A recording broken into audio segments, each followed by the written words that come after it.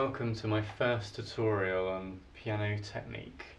My name is Paul Terry and I'm a private tutor, and this is my first tuition video, and I'd just like to approach something which many pianists find a problem, and with this is the sustain pedal. It's also known as the damper pedal.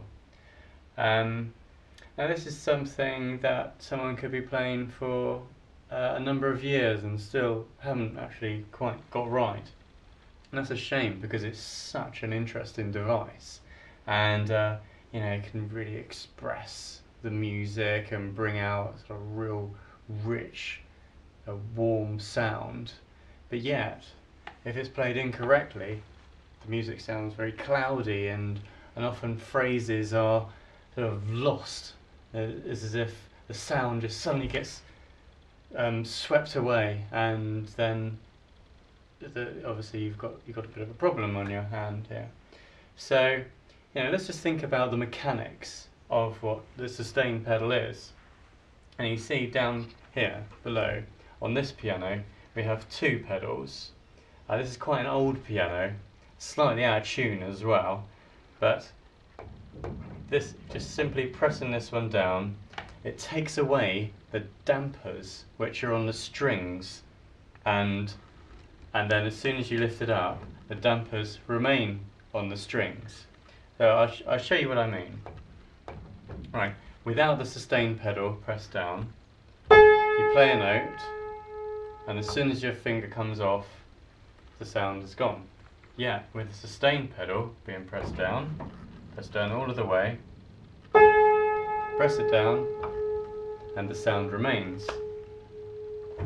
That's quite a simple thing, but it's all about the timing of when you get this, and I'll go on to that just in a little bit longer, a little bit later.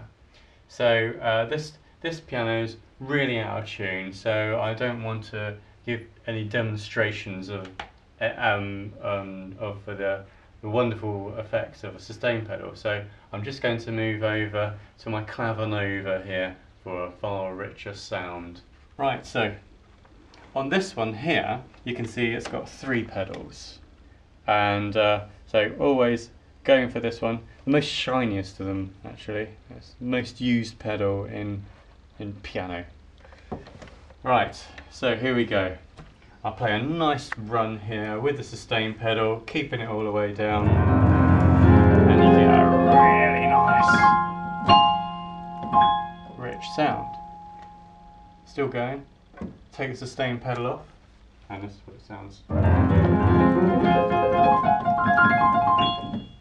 Completely gone. The sound's gone. It doesn't sound so nice. You could almost compare it to playing an instrument in a very small room where there's absolutely no reverb, and then playing it like in a hall where all of the notes they're still continuous in the air, they're still reverberating, bouncing off of the walls. It's a nice effect, not an effect you want to use for every single piece all the way through, but it's something that is very effective. Here's another example actually. This is a piece by Philip Glass, and just listen to the sounds.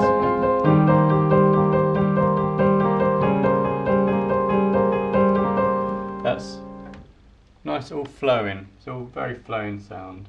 Without the pedal,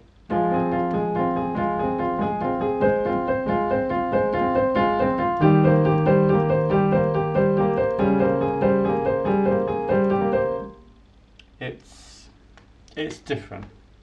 It's different. Well, now the sustain pedal has not always been there throughout the history of piano playing, and since it was invented, it's been around for about 200 years though. So we're looking at Beethoven's time, the turn of the 19th century, when all of the romantic composers were going. So but you can hear that in the music. It's rich, it's chaotic, it's wild, it's expressive, it's big, and yet you didn't have that in composers beforehand. So looking at Mozart, no sustain pedal, Beethoven or Haydn. So that's something to really bear into account when you're actually performing those pieces. You won't find any indication for a sustain pedal because it wasn't around then. So it really can be down to artistic interpretation, but I'll come on to that in a moment. So we want to really get down to when to use this pedal and how to use it. So firstly, how to use this pedal. So the general rule is that you press that pedal down just after you've played a key. So for example, I play this key and then I press the pedal. Sometimes if a piece is a very fast piece, you have to make that a real quick change.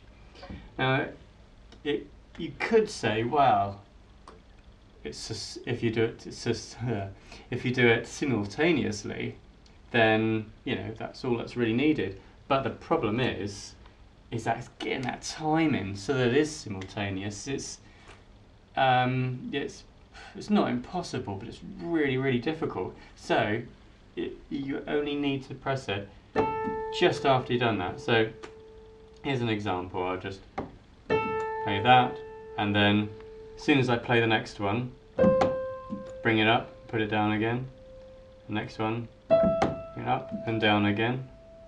And I've got shoes on so you can hear what's going on in relation to the piano. You wouldn't normally play with shoes on because you don't want that tapping sound, like so.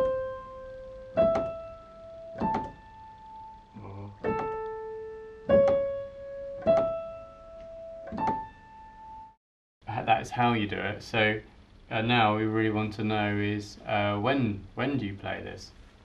Now this is indicated on the score, and that's really what you should be looking at. So it'll be indicated on the score by a little symbol, and that'll be this symbol here. Now that's just literally means pedal. It's an abbreviation of sorts.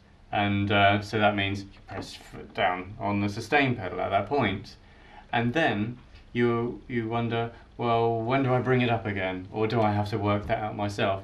No, often in a well edited score, or something, a score by a composer that really knew about pedaling, for example Chopin, master at pedaling. You have to be very good at pedaling to play Chopin, because he used it to a fantastic effect. So this symbol for you to bring your foot up and probably to bring it down again looks a little bit like this. And there are variations on that, but you can look that up in your own spare time.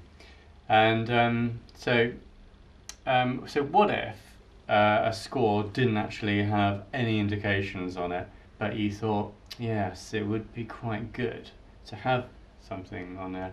Or say if a score had sostenuto as one of the directions, and you think, sostenuto, well, that's the name of the middle pedal, the newer sort of American design, and well, that's because that is called a sostenuto pedal. It doesn't actually mean that it wants you to use a sostenuto pedal. It's very ambiguous. Sostenuto comes from the Italian language, means sustained, and so much of music has sort of based around the Italian language. So say if a piece has sostenuto on there, but absolutely no directions at all as to what to do with the pedaling, or if it had flowing or sustained as directions, you think, right, okay, well, this means pedal, but where do I put pedal? Well, so you really need to know why you're using the pedal, and when to take it off.